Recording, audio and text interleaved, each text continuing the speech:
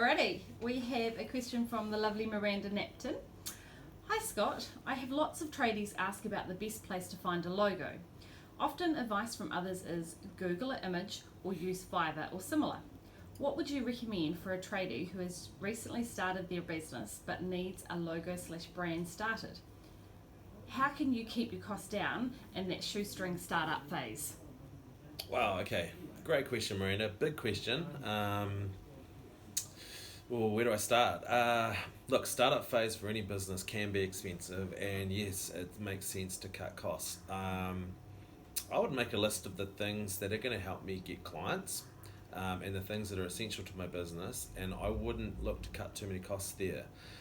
Where I would, look to cut costs. So if we're talking tradies, do you need a Ford Ranger straight away in your first year of business?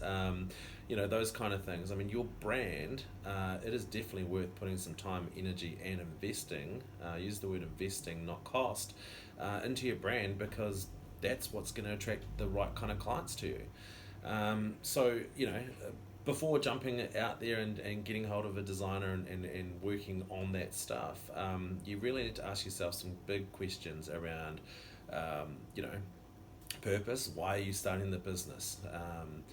Who are you doing it for? In the sense that who do you want your key customers to be? Because your logo is going to be the visual part of the brand that needs to be able to connect and communicate with that target audience. And there's a huge difference between, say, a chippy or a builder that would be doing, say, decks and home handyman renovations kind of work, and someone who is chasing architectural home builds. You should look different to the consumer, because I'm sure you're going to have very different ways of doing business, different pricing structures, etc. I think designs are, it's key in startup phase. But what I will say, in startup phase, you're like a overexcited little puppy that just wants to get out there and start your business. And maybe you don't know too well about who you are and who that customer should be. Spend some time on that stuff. We live in a world now where we're a Google search optimized world. So talk to your friends and family. Ask them what kind of terms they would Google if they were looking for your services. If you've figured out who your target audience is and your friends and families don't match, then don't ask them. Ask people that are in that target audience. Ultimately, the more of those kind of keywords or understanding of what those kind of people are looking for, if you can build that into your business name or your tagline or some of your website copy or any of the content that goes alongside your brand, that's probably a really, really good place to start in the startup phase. But it doesn't have to cost you the earth. Just make sure you do your homework.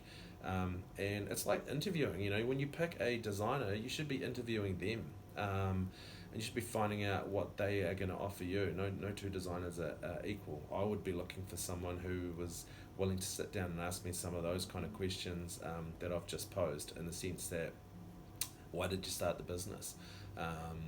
What's your purpose? What are you looking to achieve? Who are your key customers?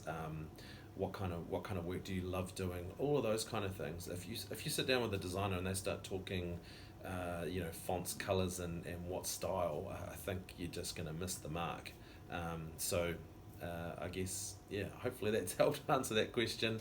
But if you know heaps of traders that are in startup phase, then I want to be your friend, because I can help them too. So let's connect.